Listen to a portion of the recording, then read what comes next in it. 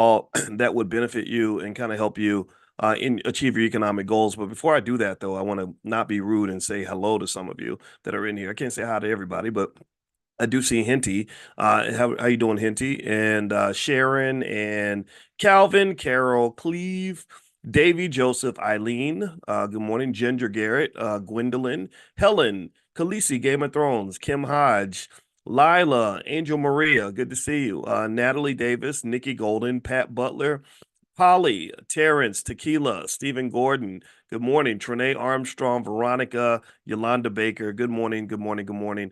And Rochelle, feel free to put your city in there too. If I see your city, I'll shout it out.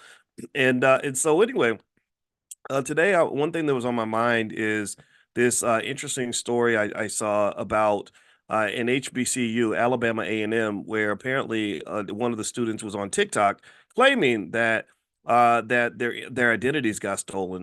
The student shared an email in which they were. It was almost like I don't know if it was an apology from the university or just kind of a directive saying that a lot of your social security numbers may have been compromised and something has something to do with taxes. And I'm guessing maybe some people were filing taxes and claiming these students as not beneficiaries, but as dependents, and getting tax credits off of their social security numbers. And so I think the student claimed that it was happening due to the administrators doing this. I don't think you can put that on them right away. I didn't see any evidence of that, but I did see something that was pretty horrible to have to go through at the age of 18. It sounds pretty scary. You're 18, 19 years old, and you're just getting your life started off, and people and normally, I'm gonna tell you, in a lot of families, it might be your own parent that takes your social security number and puts bills in your name and everything else. And these students are claiming that it wasn't their family, it was actually some administrator, but I don't know if it was an administrator, though. I'm not going to really put that on Alabama A&M, but I am going to say that it appears that there was a security breach of some level. And this is something that's going to be more and more common. Financial crimes are really on the rise, and it's really, really important that you think about things like identity protection. So what I did was I said to myself, I said, how can I help you in this financial consciousness exercise of protecting your identity? So what I did was I put together a list of tips you can follow that will help you protect your identity. So the first thing you want to do is really protect your personal information. Be really careful about giving sensitive information like social security numbers, bank accounts, birthdays, and stuff like that, especially online. The only times they say you should do this is when you are 100% sure that you can trust the source. And the crazy thing is that the sources are starting to look more and more fishy. They're starting to really sneak things in and just do things that a lot of people are falling for. And in fact, even with AI now, they said that eventually people will be able to have your child show up on a video or on a phone call and call and say, "I need you to send me money because they kidnapped me or they're going to kill me." That excuse me, that kind of thing. And so I would say that these HBCU students at Alabama A&M that they have their identities taken, to me that's just the beginning, and it's not just something that can happen in an HBCU. It's something that can happen in a lot of institutions. And so the first thing you want to do is really be thoughtful about where you share your information. I'll give you a real life example. My accountant had a client who was a 90-year-old man, and he had an issue with his Coinbase account where he kept his crypto. So he goes online and he searches for Coinbase customer service, and a customer service number pops up. And the problem is that it was a fake website. So he calls this fake customer service number and talks to the person. The person convinces him to give them full access to all of his personal information and everything else. And they take all of his crypto, which was about $2 million. So this 90-something-year-old man literally lost $2 million worth of crypto that he could not get back. He was trying to get it back, he couldn't. And so this is the kind of thing that's happening now. And so banking fraud, stuff like that's really growing. So being financially consciousness protects your assets. That's why we do consciousness class, is because you want to be financially conscious. If you're not financially conscious, you will lose all your money. One example of being financially unconscious and how that can cost you is when you have, say, a rapper who likes to go get drunk and hang out with random women and get into fights and everything else. That's not a financially conscious individual. So eventually, at some point, somebody's going to rob that guy. They're going to definitely take a lot of his money, maybe, have him put his money in stripper thongs and stuff like that. Or at some point, someone's going to sue him, right? Because they're going to, step on his toe and try to get him to punch him out or whatever, and dare him to hit him, like, hit me, punch me in the face. And usually, you a punk, hit me, hit me. And next thing you know, they're in court and he's getting sued for $10 million. So a lack of consciousness will deplete your wealth. So things like identity theft are related to financial consciousness. Another way to protect your identity, and this is hopefully a good note for those poor kids at Alabama A&M who lost their identities. It says also use strong and unique passwords. So when you set up your online accounts, you want to change your passwords maybe about once a year. Use passwords that are not easy to guess. Like, don't use like 1 2 3 4 5 6, or just a password like your first name or something.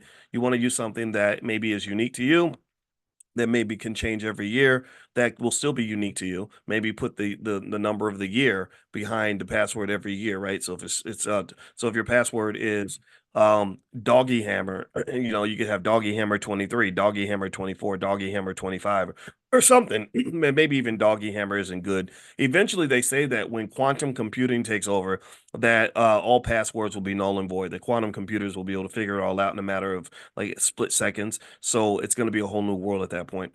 And then just wait till you see other things like augmented reality, spatial computing, all that. There's a whole revolution happening right now with artificial intelligence, spatial computing, etc. So, for example, I was just listening this morning to a podcast where the guest was talking about what spatial computing is going to do and how this Apple Vision Pro is just the beginning. But she said literally they'll be able to just scan the whole world around you. And so if you want to tour a building, you'll be able to just walk through the building just with these, with your goggles on. Or if you want to see your grandma will be right there in your kitchen, because she'll have her own little devices that'll help transport her basically into your space. So this is going to be, holographic and revolutionary and just kind of other level stuff that is going to really, really revolutionize the way things work in this world. And so you want to be ready for that. A lot of you saw that Tyler Perry was mentioning that he stopped producing his $800 million facility because AI text to video was so impressive, called Sora. That's what it's called. It was so impressive that he said, "What the heck? Why would I even build this freaking studio and employ thousands of people? Why not just hold on and see what the AI can do?" That's how heavy it is. So I'm actually appreciative that Tyler was honest enough to make that statement. And if you're financially conscious, you'll pay attention to that kind of thing. And so, by the way, if you want to know one of the best ways to benefit from AI is you really want to look at some of these AI stocks and invest in some of these AI stocks. I have a list of AI stocks that you can have if you text the word stock to 87948. Text stock to 87948. I'll send that list to you, and I'll also send you the $5 a day investing plan, stuff like that. You got to be an investor. That's where the future is going. Workers are going to get hammered pretty bad, even white collar workers. Let's see, what else did they say here? To protect your identity, they said monitor your accounts and credit reports. They said regularly check your bank and credit card statements for any unauthorized transactions. Additionally, you're entitled to a free credit report annually from each of the three major credit reporting agencies, Equifax, Experian, and TransUnion. Reviewing your credit reports can help you catch signs of identity theft early. Be wary of phishing attempts. Phishers, Phishers. Phishers try to trick you into giving out personal information through emails, phone calls, or text messages that appear to be from legitimate companies or institutions. Always verify the authenticity of requests for personal information by contacting the company directly using a phone number or website you know is real. Do not click on links or download attachments from unknown sources. So if somebody sends you a link or whatever out of the blue, don't touch it, don't mess with it, don't interact with that person. I don't know if anybody else gets this a lot, but a lot of times I will get these text messages out of the blue from people that I do not know. That are almost like trying to lure me in through either money or sex, right? It'll be some lady that'll, it'll be some lady that's like, I don't know, like Tom, is that you? Or whatever, right? And then I guess they expect you to say, "Oh, it's not Tom." And then next thing you know, because one time I was messing around with it just to see what would happen. I said, "Hey, this isn't Tom. I'm sorry, you have the wrong number." And so the person was like, "Well, who is this?" And I'm new to the city. Can you show me around? It's pretty hilarious. But little stuff like that is pretty prevalent. It's out there, and so be really careful. And there are people that do that with legitimate companies. There are people that would do that with your bank, and so you want to be really thoughtful and careful about that. Make sure you can verify and legitimate every piece of contact that they make to you. Number five, secure your devices. Make sure all your devices are protected by security software and keep the software up to date. Use firewalls, antivirus programs, and anti-spyware programs to block threats. Additionally, use biometric features like fingerprint recognition or strong passcodes to lock your devices and encrypt sensitive data stored on them. So I'm really sorry to the HBCU students at Alabama A&M who had their identity stolen. And this is something that I think is not unique just to Alabama A&M. I think this is happening all over the place. And also the weird thing about being young in terms of a financial consciousness exercise is that a lot of young people that's a good age to kind of get your credit ruined for life. What happens when you're 18, 19 years old is a couple things. Number one, they offer these credit cards to college students, which should really be illegal because they're not ready to use credit cards, but they get them anyway. And then number two, the student loan thing, obviously, right? Because when you're young, you're not able, your brain's not even fully developed. So you're not even thinking long term. You're not thinking about the long term effects of what you're about to do. You're just in survival mode. You're broke and you're thinking, if I get this money, if I get this big refund check, I can go and I can party. I can buy new shoes. I can buy me a car. And you're thinking, oh, you know what? Future me will handle all of this. I don't know. Does anybody remember going to college and just how they would offer you all that stuff? And how great it felt to get that money. I remember getting the refund check. I love that. I mean, you're 18, 19 years old, you're getting $2,000, $3,000 at the end of the semester. I mean, there was plenty of good stuff we could do with that money. I know it. I love that. And so really, I think that what you're kind of doing is you're offering, they're really drug dealers. You know, a lot of bankers, they don't know this, but they're drug dealers. And what I mean by that is, actually, there are studies that show that that money affects the same region of your brain as cocaine. Did y'all know that? Professor Andrew Lowe at MIT basically said that money has a similar effect on the brain as cocaine. It's in the same region. And so basically what you're doing is you're offering drugs to kids. I mean, money makes you feel really good. When you have money, you feel good. When you don't have money, you feel bad. If you lose money, you feel even worse. And so ultimately, there's a huge psychological effect that comes with money, and young people are most vulnerable to it because their brains are not fully developed. And so really this is this is one of the other things about even drugs. You know, people don't realize how much damage is done to the black community when they get teenagers hooked on drugs. They're costing you trillions of dollars because what's happening is their brains are not even fully developed and they're already destroying brain cells. You haven't even grown all your brain cells yet, and they're already going through and destroying brain cells that'll never come back. My wife and I were watching a really sad documentary just yesterday. Again, this is a consciousness exercise. Wendy Williams. Anybody see the Wendy Williams documentary? Anybody see what's going on with Wendy? My wife actually wanted to do a pillow talk about it because you know she's a therapist. She's into this kind of stuff, and Wendy looks terrible. I mean, Wendy looks really bad. I feel bad for her. I hate it because I knew Wendy. I knew Wendy pretty well. I mean, well, better than most, I guess. I went on the Wendy Williams show many, many times when she was on radio. She was a remarkable person in the sense that she was a really super smart, super talented. She was one of the first people that kind of revealed a lot of the weirdness in hip hop, you know, and I'll just say weirdness, but y'all can figure out what that means. But just weirdness, men, you know, pretending to be one thing but really being something else. And Wendy used to call that stuff out. But then she would do kind of stuff, crazy stuff. Like I think I remember seeing her and Whitney Houston fighting it out on the radio and all that. People like that stuff. So her show becomes the number one show in New York. Diddy gets so mad at her that Diddy pretty much ran her out of town. So she leaves town, goes to Philadelphia, rebuilds in Philadelphia, and then comes back to New York and has the number one radio show in New York. So I had a lot of respect for her in intelligence. It was one of the smoothest, best interviews I'd ever done. I'd done other shows, like I was on the Tom Joyner Morning Show a couple times. It was not fun because the interview did not flow very well. And if you have a book, like when you have these books, you know, I was independent. I didn't have a publisher or anybody giving me millions in marketing. I had to go on these shows to promote my books when I first wrote like Financial Lovemaking and the New Black Power and all that. And what I loved about Wendy was really good at and even giving you space to promote your product, promote your book.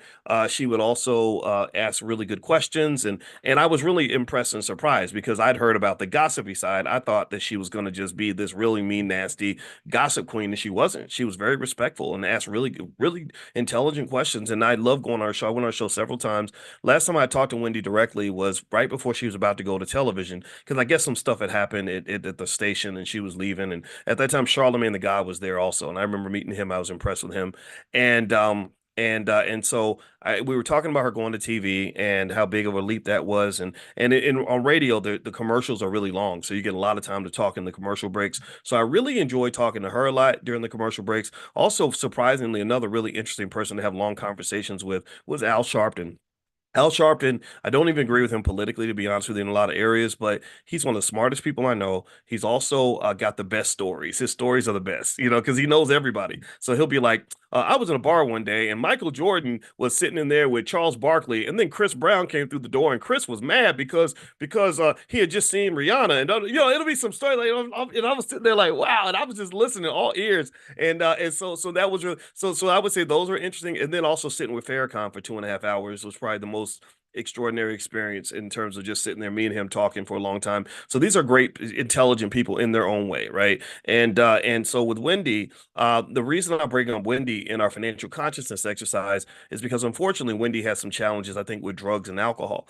And what a lot of people don't know is that alcohol can increase your odds of getting dementia. I don't know if y'all know that, but nobody talks about it because everybody drinks. But actually, this is one of the things that you have to be really thoughtful about. Is that I think I honestly believe that a lot of the effects that you're seeing in Wendy right now probably are coming from choices that occur when you're much younger. And what this does is this has an impact on your family, has an impact on your wealth, has an impact on everything. So now she's paying all these people who are sitting around her, just kind of keeping her at bay and under control, and her issues with her son, and family issues, marital issues, and all that. And all this it concerns me because I wonder how this is going to play out in terms of wealth. Wendy's not conscious. She's not conscious right now. She's modestly conscious. If you look at her, the way she talks, her eyes are bulging out. She's kind of not really there. She's not the Wendy I knew. She's not the Wendy I talked to. The Wendy I talked to 15 years ago or whatever was very coherent, very sharp, on point. This Wendy is not that person. So here's what I'm getting at. Pay attention now. So the consciousness exercise to pay attention to is that when you don't sort of take care of yourself and you lose your consciousness, people will exploit you. One of the biggest financial crimes on the planet is they are things like senior abuse. When somebody starts losing their faculties, and there's nobody around to really make sure you're protected, that's when people come in and they start just clipping off you like a vulture. My wife, she's a therapist. She works in hospice care. And she says that sometimes doing hospice care, they have to confront people in the person's family because they'll literally run up on them and say, "We know you're taking your grandma's money. We know you're going in that bank account and taking money out. We know that the only reason you got her at your house is because you're gonna get a check for that, and you're taking that money and you're doing only God knows what with it, and you ain't even taking care of your parent or your grandparent. You're not doing your job." And this happens all the time. This is a very constant thing. Smart people, financially conscious people are able to see ahead. You're able to sort of think about, okay, what happens if I get dementia? What happens when I get older? What happens when I don't have what I need? And that's where things that we talked about in this class, like investing in people, investing in children, things like that, that's where that stuff pays off because it's going to be your child that's going to decide if you're going to be protected or not protected. If you did not protect them when they were young, they're not going to protect you when you get older. Once a man, twice a child. If you didn't protect them when they were young, they're not going to protect you when you get older. So, and I've seen this. I remember hearing one lady who had a terrible mother, and I remember her making jokes about how when her mother gets old and she's in a wheelchair, she's going to roll her down the hill and let her just roll into the traffic. And she laughed. She just laughed like it was the funniest joke in the world. And I was sitting there thinking, wow, the sad thing about that joke is that it's probably true because her mother was mean to her and terrible. So, really, what I would say to you is that when you're talking about financial consciousness, it goes far deeper than just how much money you put in your 401k, or whether or not you bought stock this week. It's all about everything that affects your economics, affects it affects those things that are more important than money. So a lot of senior abuse happens because seniors are not as financially conscious, and they're very vulnerable, and they are heavily dependent on other people to look out for their interests. And when those people are not around, or those people do not do their job, or those people are not properly trained, then every all hell breaks loose. So what you do is, if you're financially conscious, you can tell this to your kids, is while you're young, when you're that 30-year-old parent, 35-year-old parent that's got those little 4-year-olds in the house, and you're tempted to think that those little children are a liability, that they getting in the way because you can't go to the club no more, you can't entertain a whole bunch of women no more, you can't go out and live your best life no more because these little Negroes are getting in your on your nerves and getting in your way. Just know those little children are going to turn into big adults. One day you're going to be the child and they're going to be the parent. One day that child that you think is just a nuisance and getting in your way and getting on your nerves is going to be the person you're going to be dependent. That's going to be your first of kin. They're going to call when you got to go get surgery again and you're 72 years old. And this is something that isn't discussed. It isn't discussed very much in a short-sighted community. It's not also not discussed much in a capitalist society, because we're all about work and money, and our job is our life and everything else. And I'll tell you a real life story, a couple of real life stories, one negative, one positive. There is a lady that I know. If I said her name, you'd know exactly who I'm talking about. She's very well known. She wrote a lot of great books, and everyone respects her. And she's a very prominent feminist, actually. And so she lived her life and did her thing, kicked butt.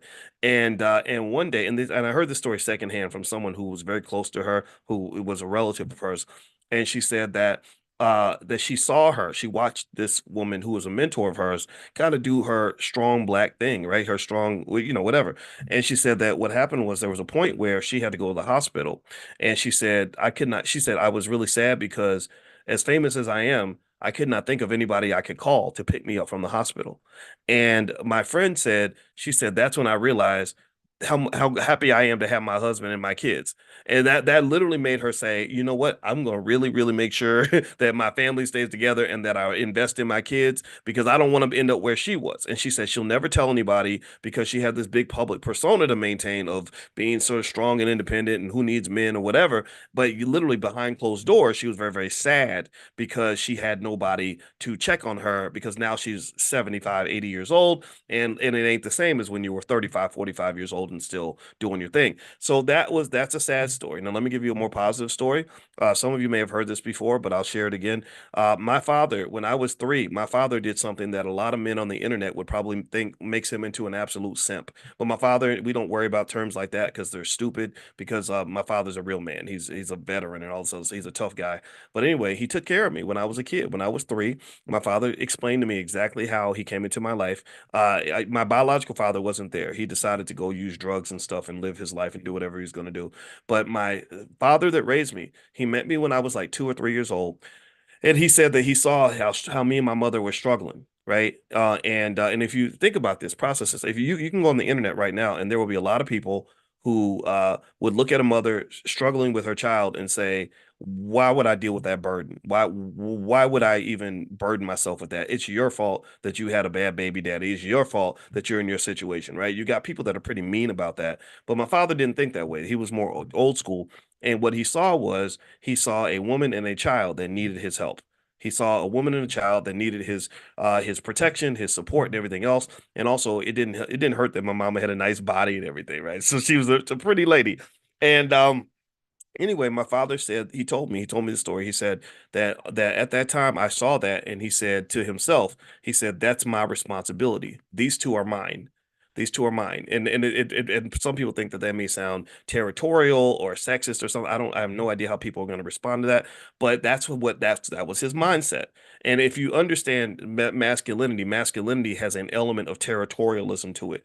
Male mammals tend to be very territorial, and they get measured by their ability to manage and control territory. Even male giraffes, the females that are attracted to the male giraffes that control the most territory. Do you know that if you have the most land, that's yours? They just like in real life. If I tell you I have 55 acres of property, that's a little bit different from me saying I work at Burger King and all I have is my uniform, right? Those are two different types of men, right? So anyway, my father just said those two are mine, and from that day on, he just took care of me like I was his own son. There was never a time at any point ever where I felt like, gosh, that's not my real dad, or I'm not really his child. He never even He gave me that luxury of that so-called illusion of really saying that this is my kid. And this is where I get my values from.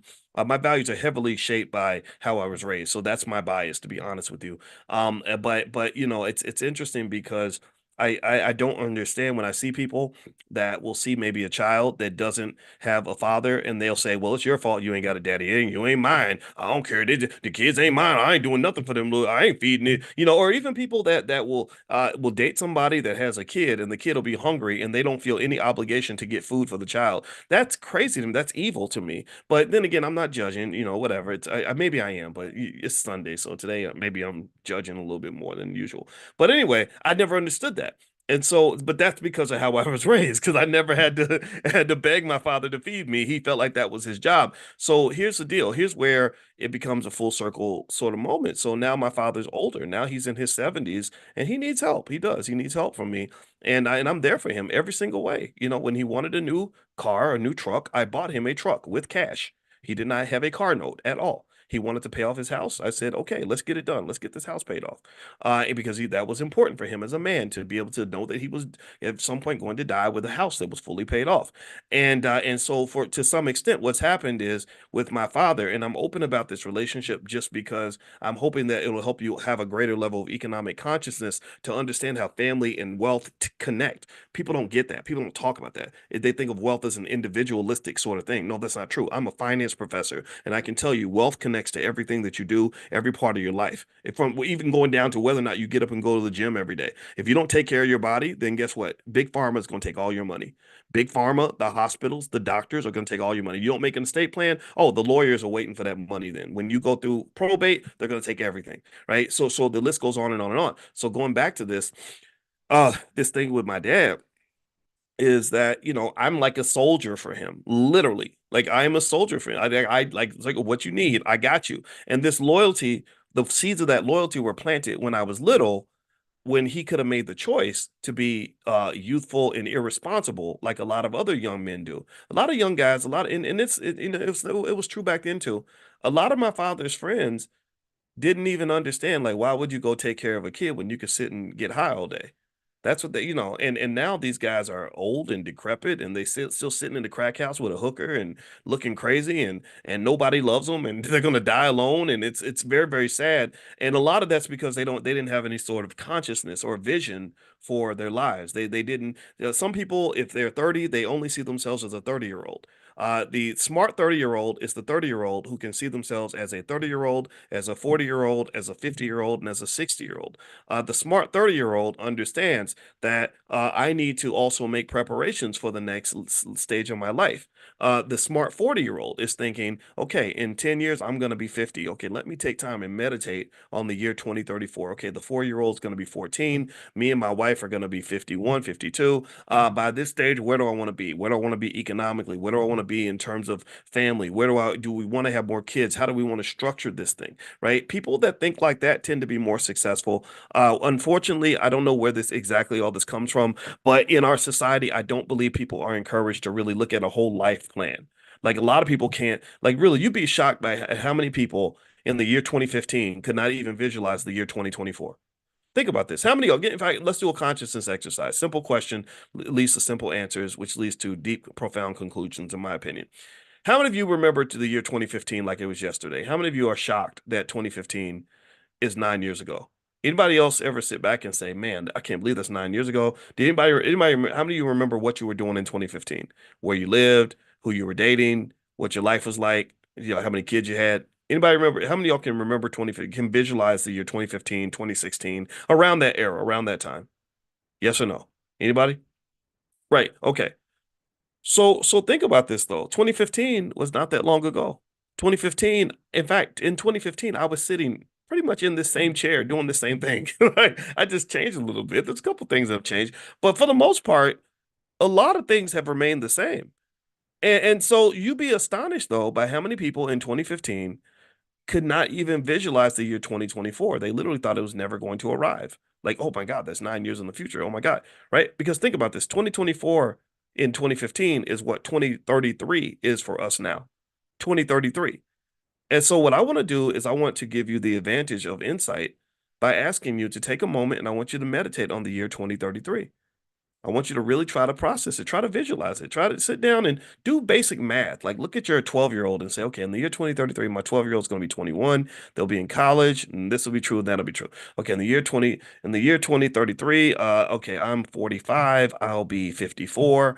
In the year 2033, my parents now are 65. They're going to be, or my mother's 65, she's going to be 74. I want you to try to visualize that and then start trying to do little things to make a plan for that. Because here's the deal. If you had started making financial plans in 2015 to be wealthy by the year 2024, you'd be rich as hell right now. You would be so wealthy. You'd have so much money right now. It'd be ridiculous by doing basic little tiny things just 9 years ago. You could have bought, you could, here's what could you have done? Well, you could have bought you a little bit of Bitcoin. Let's see. I don't know. Let's look at the price of Bitcoin. What was the price of price of Bitcoin is what, 52,000 now, something like that. Let me see. What was the price of Bitcoin in 2015? Let me see here. Let me look at a chart here. I'm gonna try to share my screen. So give me a second. My computer's a little slow. All right. So here, I'm going to share my screen here, and I want you guys to take a look at this. The price of Bitcoin. Okay, so you look here. Okay, the price of Bitcoin now is about 51,000. It's reached as high as 65. Let's go back to 2015. Let's see here. Where are we 2015? We can't even go back that far hardly. Look, y'all see that? November 20th, 2015, Bitcoin was $327. Now it's $52,000. So I ask you a question, consciousness exercise. If you had a time machine and went back in time and could go back and buy Bitcoin at 327, what is now 52,000, would you do that? Would you consider that to be a win? Could you get rich off of that?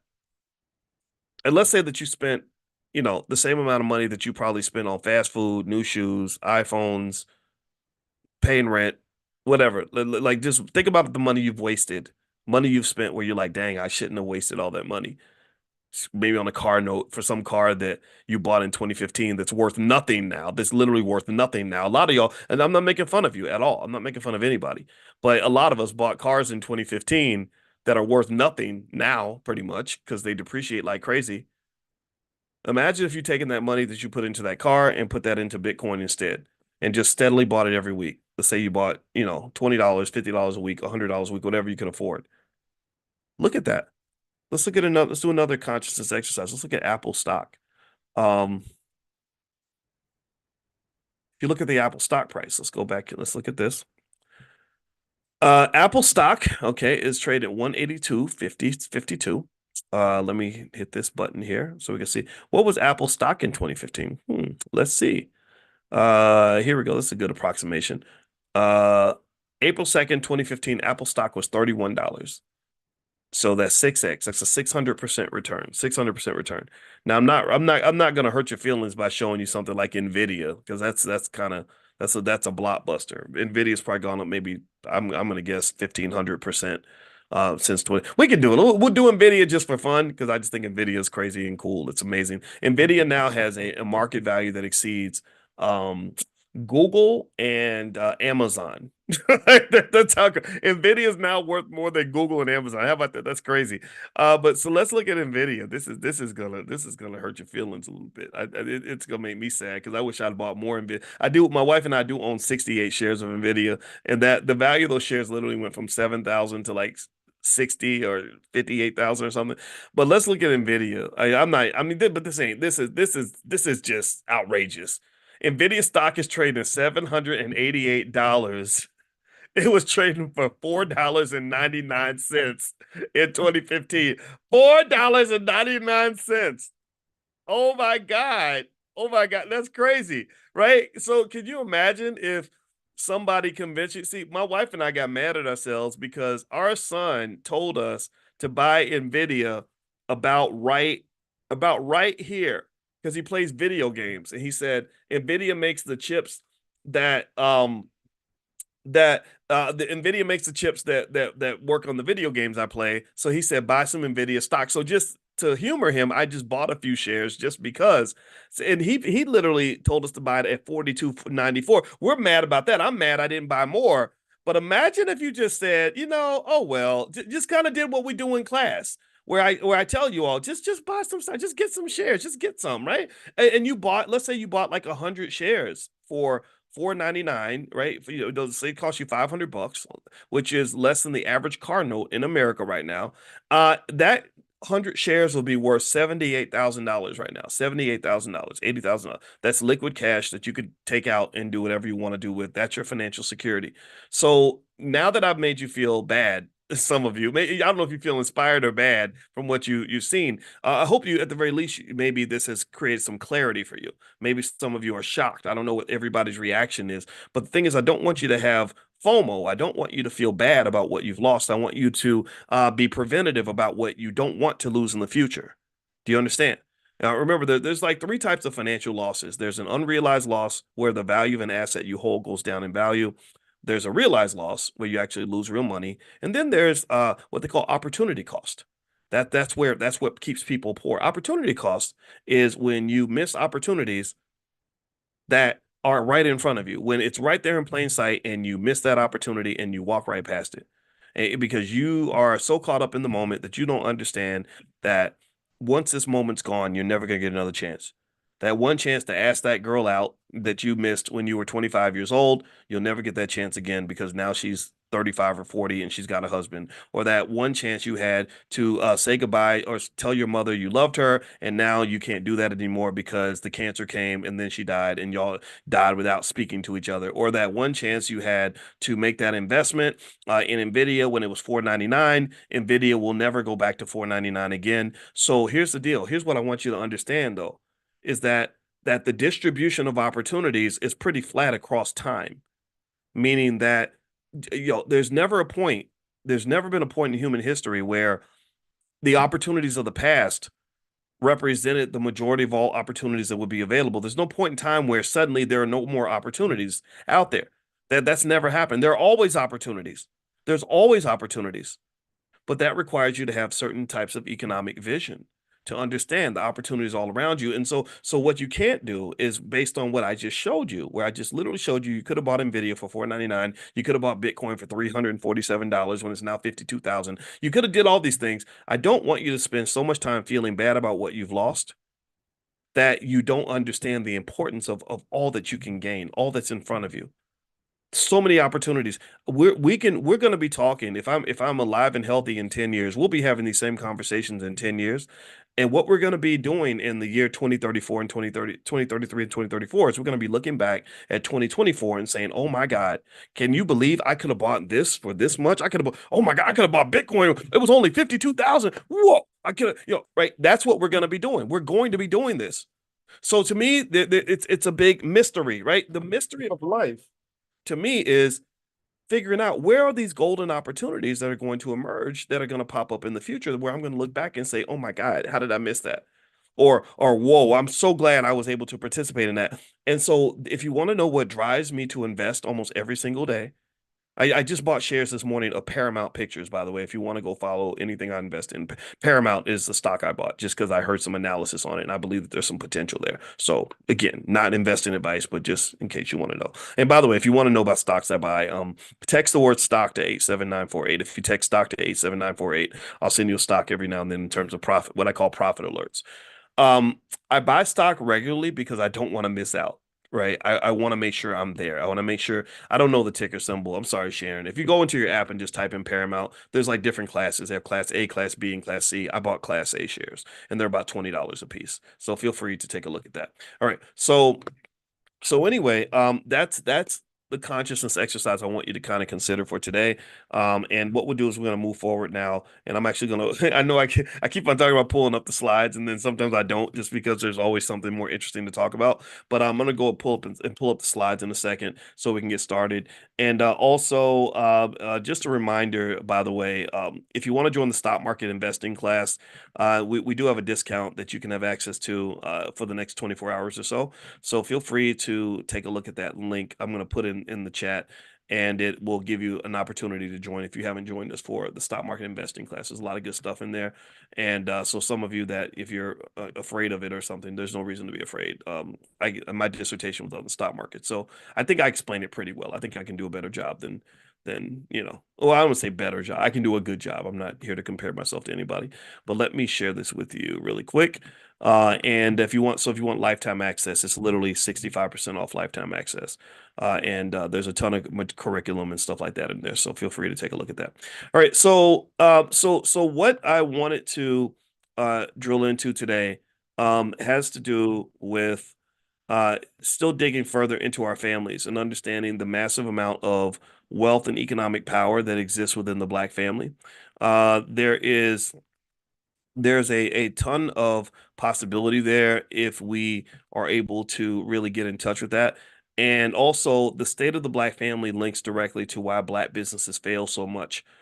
Strong families tend to be connected to the ability to build strong businesses because you have lots of support, lots of encouragement. You have a natural labor force right there that's supporting you. And a lot of Black businesses fail quickly because a lot of Black-owned businesses never exist in the first place because unfortunately, when you have a traumatized community that is accustomed to failure, you've run into a lot of scenarios where people will abort an idea before it's even born because of a lack of confidence or a lack of support or discouragement from other people, a lack of training. Starting businesses requires a certain skill set.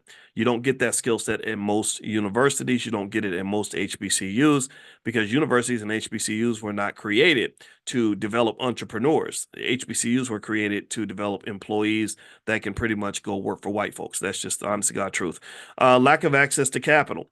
A lot of Black-owned businesses have a hard time getting capital that they need. Some businesses need extra funding just to survive the incubation stage where they're losing gobs of money.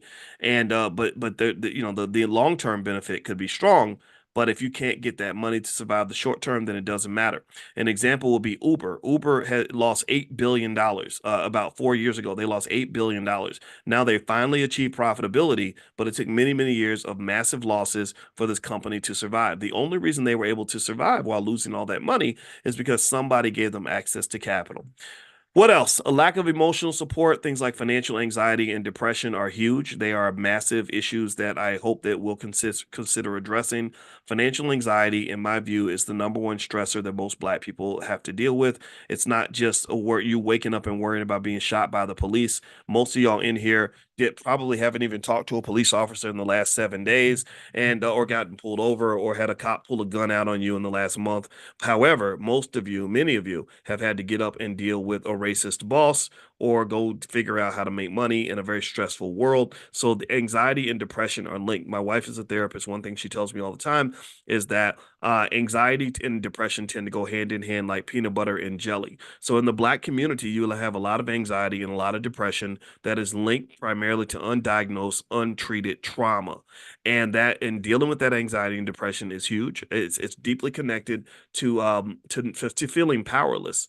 And so when we pray for freedom and hope for freedom and all this other stuff, a lot of that's driven by the fact that we don't feel free. And studies show that the less free you feel, the fewer options you have, the more depressed you're going to be. This is from studies on rats. They found that when rats are in a situation they can't get out of and they're experiencing pain and they can't fix it, they don't feel powerless. They feel powerless to fix their situation. The rats get very depressed because they measure depression by the amount of serotonin in their brain. So ultimately, this is one of the reasons that my wife helped me to create the first ever Black financial therapy department in the Black Business School, where we work with the best therapists to underscore and understand the psychological effects of Black wealth and the psychological barriers that appear to building Black wealth.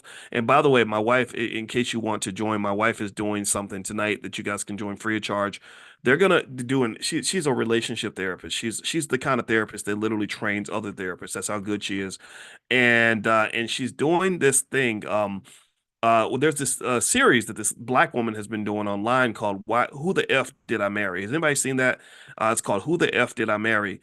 And it's a 45, 50 part video series where she got 1 million followers off of this. The video's probably got 100 million views and more views than a blockbuster movie. And all she's doing is she's telling these horrible stories about the man that she married. Anybody seen that? Anybody else seen Who the F Did I Marry? It's pretty fascinating. My wife has been intrigued by it, and a lot of people have really been following this woman and her story. And so, anyway, my wife decided to get together with some other relationship therapists and talk about this series and kind of break it down in terms of what was going on and red flags and how to understand this kind of thing. So if you want to join, I'll send you guys a link to join her tonight. She's going to do this tonight at 8 o'clock. Just text the word love to 87948. Text love to 87948, and I'll send it to you. I don't have the link in front of me, but I'll text it to you. Just text love to 87948, and I'll make sure you get it right after class. But anyway, so I think that talking to these therapists, that's one of the secrets and the keys to black wealth that hasn't really been discussed, that hasn't been analyzed, because it's really hard to build strong institutions with mentally unstable people.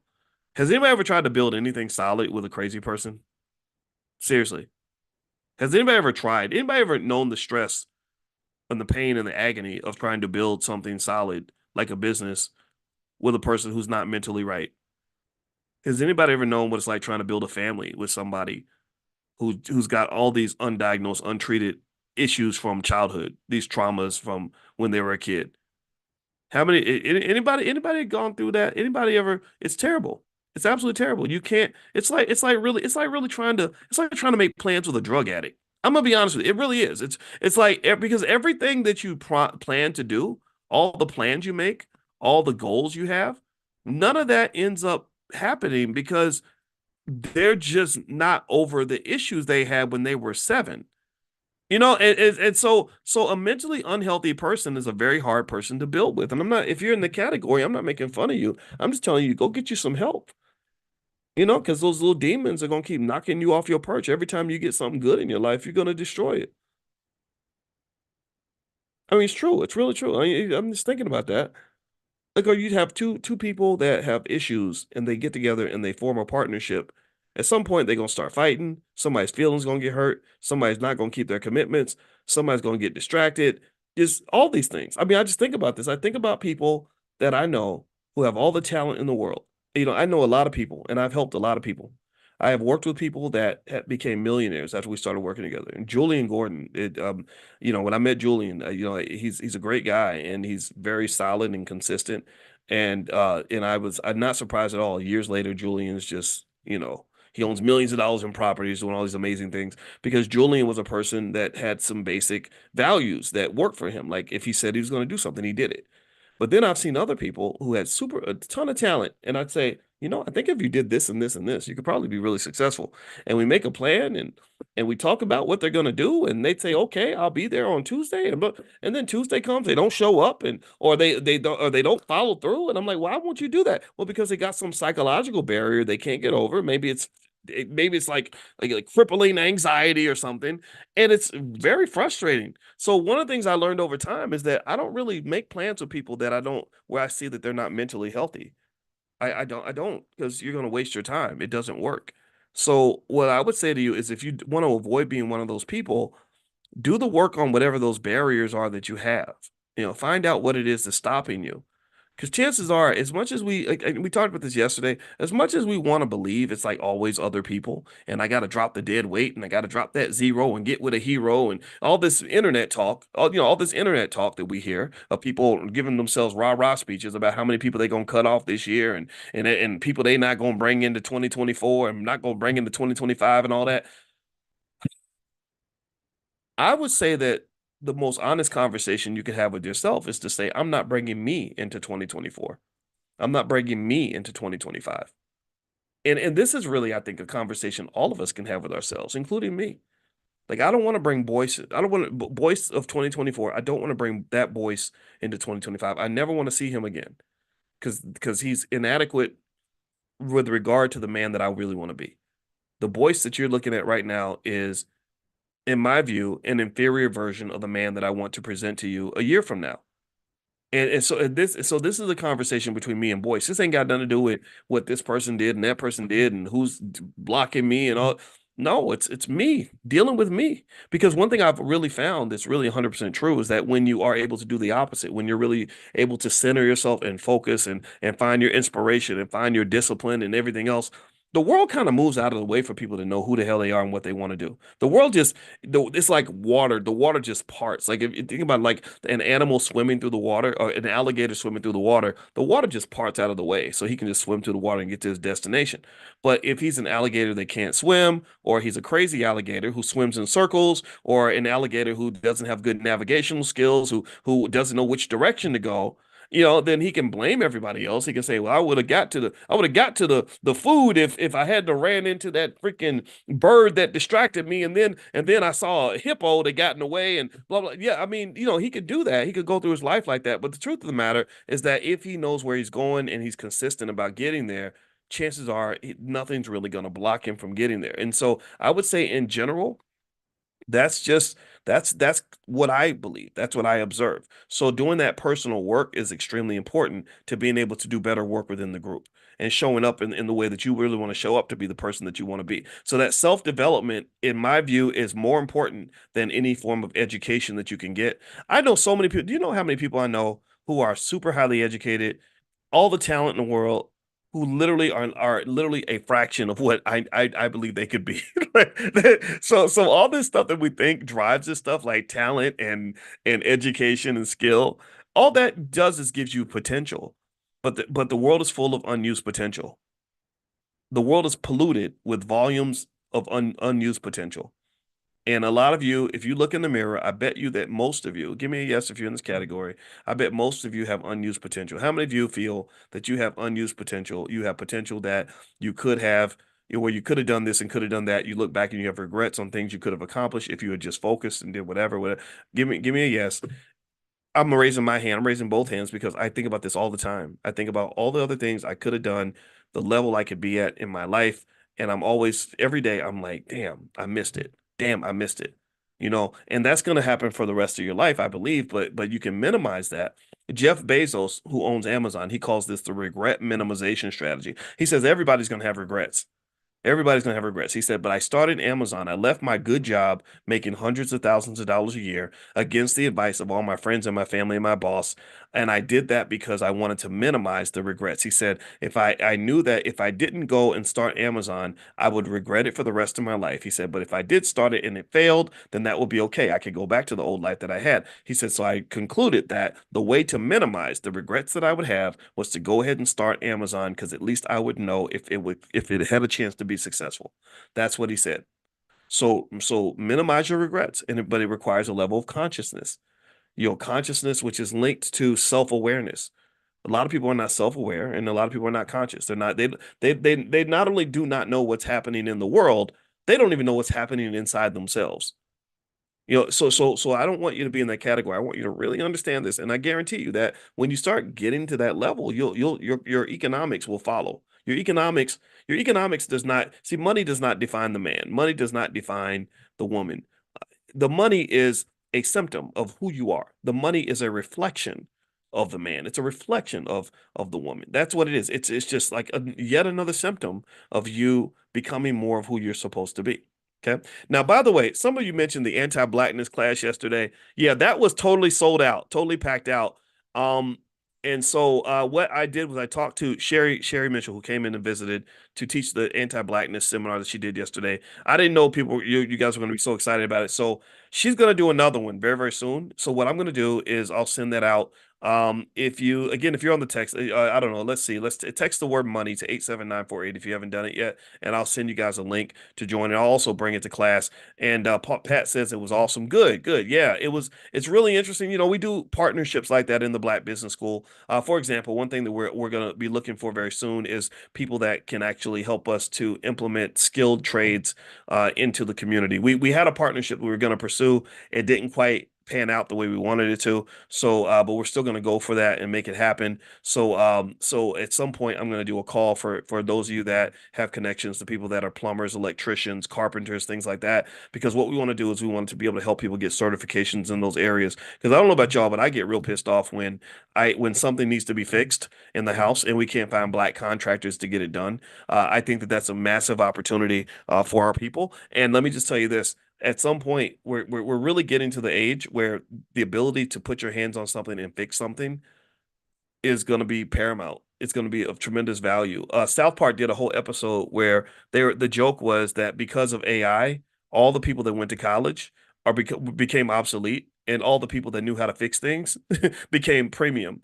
Because so you had people begging on the street saying, I'll do your taxes for if for if you come and fix my kitchen, or I'll do, I can do therapy. I can be your therapist, or I can be your, I can do geology. I know how to do geology. I can do geology for you if you'll come and fix my roof. All right. And so really what's happening now is AI and all that is sort of shifting the value of the college degree and the white collar worker. And it doesn't mean that the college degree is worthless. It doesn't mean the white collar worker is worthless. I don't think that's ever going to be true. It's just going to level up your skill and the productivity expectation. But at the same time, an awareness is critical. I mean, there's very few times I can think of where it was more important to be financially conscious than now, because people that are not conscious, people that have their head in the sand, that are not paying attention to what's happening with AI and everything else, oh, they're going to get body slammed. They're going to get burned. They're going to get absolutely burned. And the warning signs are everywhere if you're paying attention. When Tyler Perry made that announcement where he said, I'm going to stop building my damn near $1 billion studio because AI is so powerful. Then he warned and he said a lot of jobs are going to be lost. I bet you that 80% of the community ain't even paying attention because they're over on Shade Room trying to figure out, who their favorite rapper is dating right now, right? That's what's going on. So anyway, so keep being conscious. I think that's going to pay off for you. I think it's going to really work. One thing I want to mention too is if you're in Prime class. Prime is where we make money selling stock options, and I introduce you guys to the options that I'm selling, and we talk about strategies. We're going to have a meeting tonight, and actually tonight we're going to cover credit spreads. I'm going to break down how I use credit spreads and the risk reward trade off and stuff like that, and a few other things. So if you are a member of Prime, just know you'll get a link a little bit later on today. If you want to consider joining or taking a look at what we do in the Prime class, just text the word money to 87948, and I'll send you a training called How to Make Money Without Working. It's also on my website, boycewatkins.com, if you want to go find it there. And you can just watch that and you can sort of see what we do. I think you're going to like it. And also, we're doing the Stock Options Summit April 19th in Los Angeles. So again, I'll just text out the link to join the summit. You guys, because you're in class, I'll give you guys first dibs if you want to join. We're only going to have room for 100 people, so we can't go over 100 people. So we are going to sell out very quickly. So what I'll do is I'll give you the link if you want to join us at the Stock Options Summit. And so what we're going to do there is in a live space, spend 2 days going over all different kinds of stock option strategies from understanding calls and puts to spreads and butterflies and condors and all kinds of stuff that we can dig into to really understand how stock options work and all the money making opportunities that exist with options. I think stock options are one of the best, most underutilized methods of generating free cash flow and income that's in existence. I really love it. It's how I make my money, and that's what we're going to be doing. All right, and that's going to be in Los Angeles, April 19th. So I'll keep you guys posted when we get the link to join that. All right, so let me share my screen again here. All right, so we were talking about Black-owned businesses and why they fail. So we talked about just the fact that ideas are killed very quickly. They're killed before they're even born. That's one of the big problems that you have. A lack of training. We don't necessarily have the skill set to run businesses. A lot of us are trained in college on how to manage a business, but not taught how to actually start one. Also, lack of access to capital and lack of emotional support, financial anxiety, and depression are massive in the community. What else? So another reason they fail very quickly is there's a huge fear of risk taking in our home environments. We grow up because we're these traumatized ex-slaves to some extent. We kind of grow up with a just really crippling fear of failure. And what happens with risk? Here's the thing about risk. Risk can either be good or bad. Risk is something that either is going to reward you or it's going to cost you. And a lot of people don't understand that. They forget that. They only see the upside or they only see the downside. And what they find is that people who don't have a lot of trauma, they tend to see the upside. They're like the little baby who never got burned, who's just thinking, oh, if I climb over the stove, I can get me some cookies. So they're thinking about the cookies. They're not thinking about getting burned by the stove. Do you understand what I mean? You get the analogy? But then you have the other baby who got burned 4 or 5 times and they see the cookies, but they also see the stove. So they see the stove more than they see the cookies. Do you follow that? Do you get that analogy? So what's happened is there's something in statistics. It's called Bayesian priors. which is basically your prior expectation, just your preconditioning that you're walking into a risky situation with. So it's all or almost like how racism works, right? When a person who doesn't like black people or is told negative things about black people meets a black person, it's going to change and affect how he interacts with that person because he's already got this pre-existing belief, right? Whereas there might be another person who has only heard great things about black people, so their pre-existing belief is going to be different, and that's going to shape how they interact with that thing. That's going to shape the choices that they make. A person who has negative beliefs about black people is going to meet a black person, and they're going to be scared. They're going to clutch their purse. They're going to step away. They're going to do all these other things that cause a greater divide or even some conflict. Whereas a person who has admiration for black people is going to meet a black person. They're going to be open and trusting and loving and kind, and then maybe you never know. You hope that something bad doesn't happen, like they get mugged or something. But if they were going to get mugged, they'd be easy to mug because they would have all this trust, right? So effectively, we have that relationship with risk. Black folks in general, because we've gone through so much and because trauma really is hereditary, trauma is inherited, we end up walking into risk with a lot of anxiety, a lot of fear, a lot of give me a guess if you notice this when you do something different, how you have relatives that literally will just warn you all day about how bad it is. You quit this job, you with this start this little business, all these things are gonna happen. You won't be able to pay the rent, you're making good money. Why would you get up there? Or why would you give up that good relationship? Or why would you just whatever, right? And so really that fear plays itself out in business because what it also does is it doesn't just kill the desire to take the risk. It puts you on edge when you do take the risk. So tell me if you've ever felt this way. How many of you have ever tried to do something where everyone in your family told you it was a bad idea, right? So you tried it because let's say you concluded in your head, I believe I have a 70% chance of success. Right? I believe there's a 70-30 chance I'm going to succeed. So you try anyway. How many of you have ever felt like because everyone told you it was a bad idea that you had to be successful? That you just I gotta succeed because all these people are gonna sit there waiting with their arms folded to say I told you so. Right. So because you've been told it's not gonna work, you're like, oh yeah, I gotta make it work. I have to make it work. I have to make it work. I have to make it work. But here's the problem with that. This is where this puts extra pressure on you.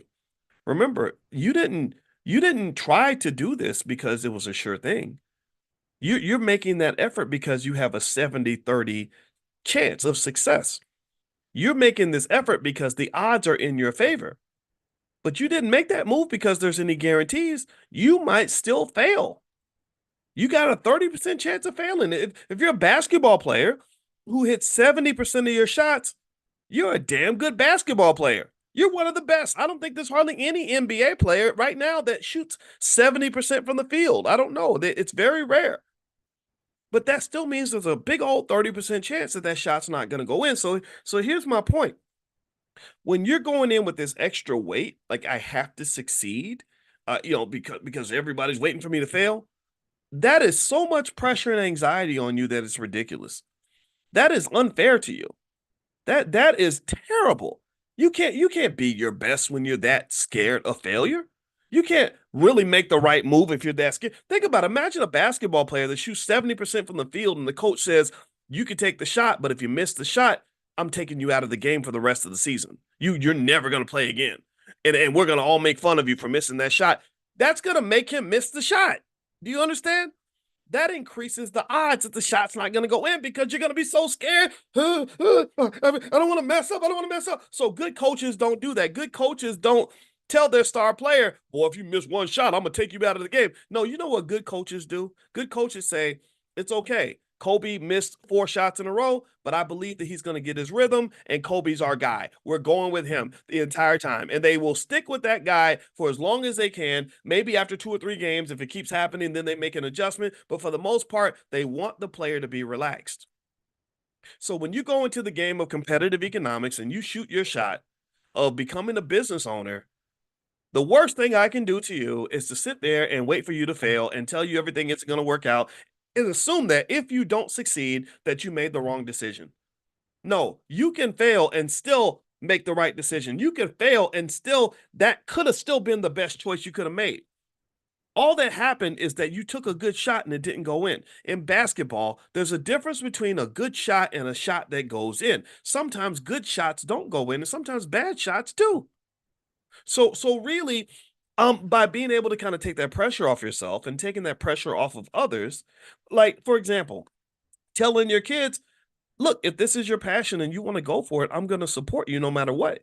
And then if you succeed, it's like, well, sometimes you win, sometimes you learn. You didn't succeed. Well, what this attitude does is it not only increases the appetite for risk taking, it also increases persistence. Because if you believe that you're on the brink of failure every time you step out into the battlefield, then when you fail, you're going to only see that as further evidence that you are out of position anyway, that you're doing something you shouldn't be doing anyway. It's going to confirm to you that you should never have started doing this in the first place because you expected to fail. So you got what you expected. So now you're like, yeah, that's right. I really should be on the sidelines. I don't belong here. But have you ever seen a person how they operate when they no longer question whether or not they belong? Have you ever seen the grace and the persistence that a person has when they just know that it's their destiny to be successful at some point? Do you understand how that person is going to keep trying when other people give up? Do you understand what I'm saying? Do you follow? Do you get what I'm saying? That person with the high self-esteem, the person that has this clear belief that they know that look, this is supposed to happen for me. What's going to happen with that person is they're going to try 10, 15, 20 times and then eventually they'll succeed. They'll be, "Oh, okay, now finally the universe is giving me what I deserve." That's very different from the person who feels from the very jump that they're not where they belong, they're not good enough, and when they see a couple failures, they're going to say, "Ah, I tried, but I guess it wasn't in the cards for me." So things that we again think are disconnected to wealth, like self-esteem, is very connected to wealth.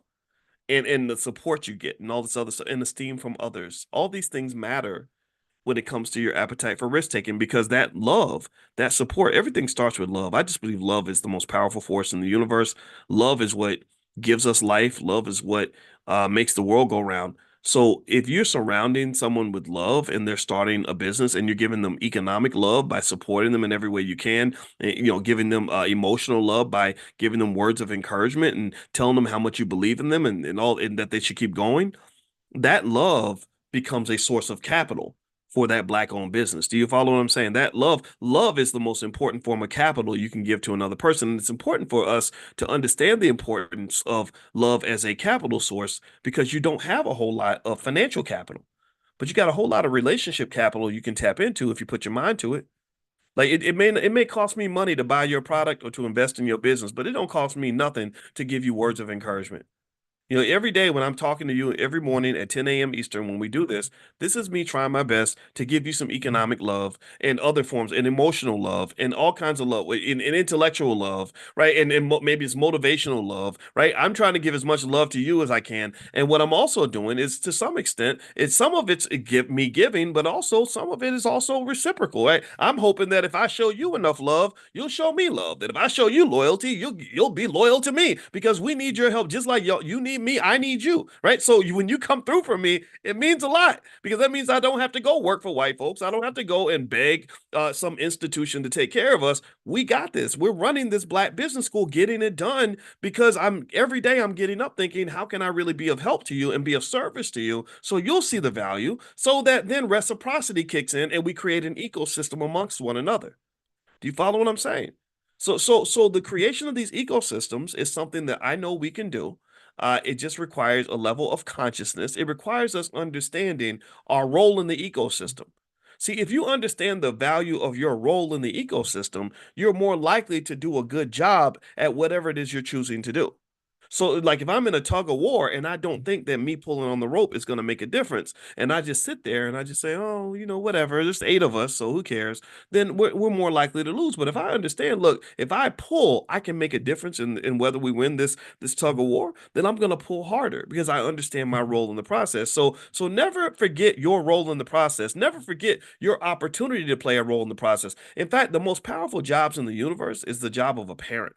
I mean, you are so powerful And I want you to really understand that you put life, you breathe life into those babies. You, with the words you share with those kids, there's nothing worse, more destructive than an unconscious parent. There's nothing worse than the parent who will be like, "You dumb little igga, I know you're stupid, you just stupid." There's nothing worse than a parent like that because they don't understand that their words are. It's like having a giant stepping on your face every morning, right? Their words are crushing the souls of their children, right? And it infuriates me. It drives me crazy, and it makes me wish that I could teach them consciousness so they'll understand. Look, what you say is going to have a huge impact on that kid. And the opposite of that though is the very conscious parent who knows that every word that comes out of your mouth, every action that you commit to, every single thing you do is shaping a reality for that child. Everybody lives in this bubble of life, this bubble of their own reality, and it's all based mostly on perception. So every time you say to your daughter, "Oh, you know what? You are worthy, you are deserving, you are beautiful, you are amazing," she's it's shaping her world. If every time you tell your son, you can do anything you put your mind to, you're the best, go out here and get it, you're a wealth builder, you're creating a reality for him, right? So I want us to consciously create these realities and understand our power. We're not just a bunch of freaking victims. We're not just people that sit around and become subject to the whims of white people. We're not people that sit around and wait for white Jesus, black Jesus, and baby Jesus to bless us and get us where we need to be. Sure, those things exist, right? God is real and all this other stuff. If that's what you believe, I respect that. But at the end of the day, a lot of that God is kind of delegated to you.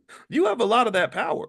And so really, I would encourage you to just understand that so that when in your consciousness exercise, you can realize some basic things like, okay, as the head of this household, man, that's the most important job I could ever have. And I'm just like being the king of my own little castle or the queen of my own little castle.